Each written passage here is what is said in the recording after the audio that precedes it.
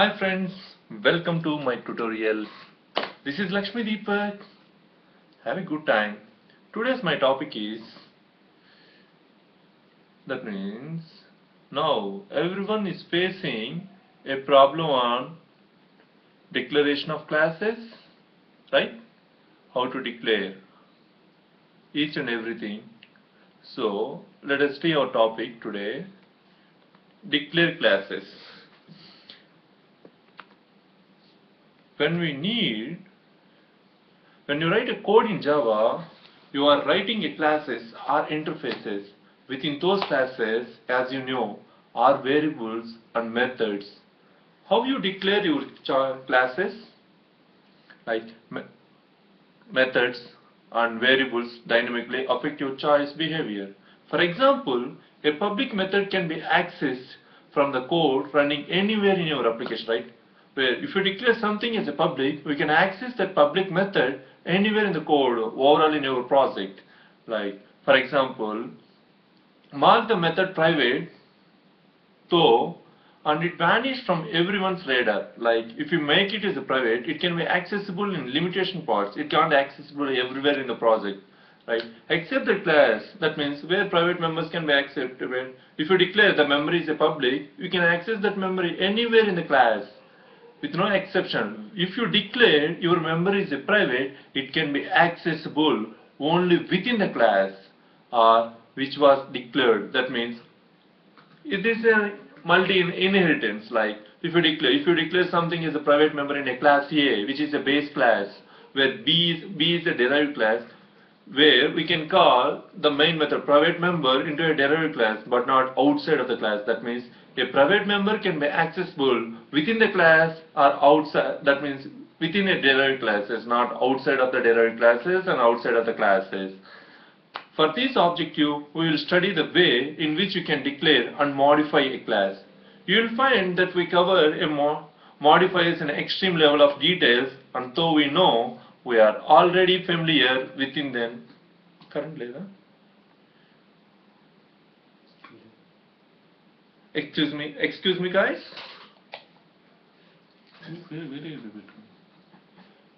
When you write a code and classes within that means from the level we are already familiar with them. We started from very beginning. The most Java programming thing, they know how all the modifiers works, but on closer study often find you that they don't, at least not to a degree needed for the exam.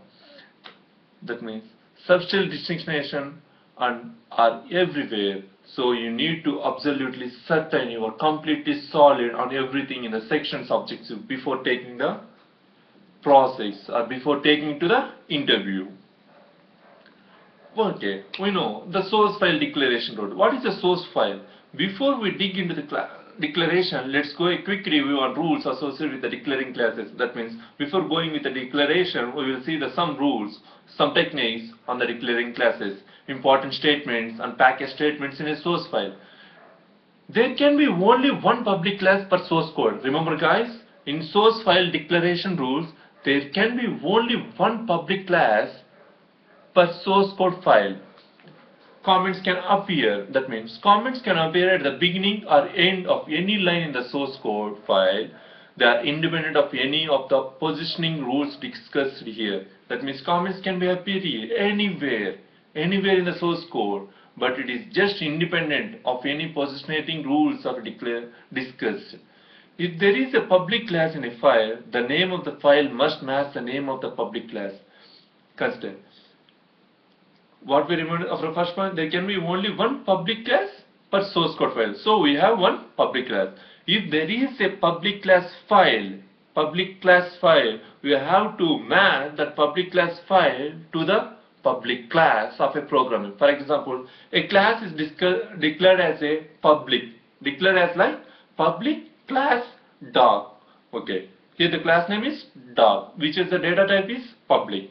Class name is dog and data type is public. We have one class like dog and must be matched to source code like dog file name. That means now I want to import my file, source file from a location, from a hard disk or from a server like dog, where extension is Java. So here dog is a case sensitive. We know that Java is a case sensitive. Before calling the function, before calling the files into a public class, the name must be matches to the class name of a public. Okay. When coming to the fourth rule, if the class is a part of a package, that means we know that class is a part of package. A package statement must be the first step. The package statement must be the first line in the source code file before any import statements may be present. Before any import statements may be present. Okay. And next one, our fifth point, which is more important, if there are import statement, if there are any import statement, they must go between the package statement. If there is import statement, they must go between the package statements. And the class declaration, if there isn't a package statement, other than the import statements must be the first line in the source code file. That means if there isn't a package statement, there is no package statement, then the import statement must be the first line in the source code file. Okay. If there is import statement, if you have import statements, it must be a first line. If there is no import statement, if there is no package statement, then the import statement will be the first line. So if there are no package or import statement, the class declaration must be the first line in the source code. Nothing but if there is import statement, the declaration part in between package statement and declaration. If there is no package statement, that means in a order, import statement will be first. If there is no package statement, import statement, then declaration statement will be first, right? And last one, that means next point, import and package statements apply to all classes within the source code file. In other words, there is no way to declare multiple classes in file and have them in a different package or use different imports. A file can have more than one non-public class. That means what we declared in the first point, the source code file must contain only one public class. It is none other than the file can consist only one public class, but it can contain multiple of non-public classes. Our next one. Files with no public class can have a name that does not match any of the class. That means the file which is declared as no public classes does not match of any file in the class. That means in a class file. And my next one is, now we will see the class declaration and modifiers. We know the declaration and modifiers, right? And although nested classes are on the interview, we will save nested classes declaration. We will see. That means we will save nested classes in the next tutorial. Now, my intention. This code compiles just fine with declaration and everything. That means my class is my code, which is a method, class name. This is the code which runs, which compiles just fine. But you can also add modifiers before the class declaration. Modifiers falls into two groups. We know modifiers are access specified modifiers and non-access modifiers. What is the access modifiers? Public, protected and private. Access modifiers are public, protected and private. Where non-access modifiers are including strict FP, final and abstract. Modifiers are of two types, where access modifiers and non-access modifiers, where again access modifiers are classified into public, protected and private, whereas non-access modifiers are again classified into strict FE, final and abstract. We will look over the ways we can use access modifiers and non-access modifiers. So if you learn how to restrict or allow access to a class you created, access control in Java is a little tricky because there are 4 access controllers, level of access. There is nothing but a levels of access, but only 3 access modifiers. The 4th access is control level called default or package access. What we say in only 3, public, protected and private is 3. What is the 4th? This is a control level which can default, called as default or public package access. Is what you get when you don't use any of the 3 class access modifiers. In other words, every class, method and instant variables you declare as an access controller.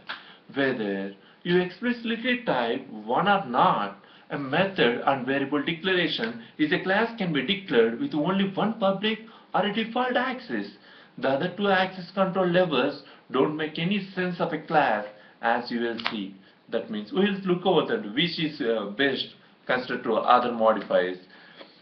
We know that Java is a package center and language the developer assume that is for good for organization named scoping. We will see why the developers are saying like this.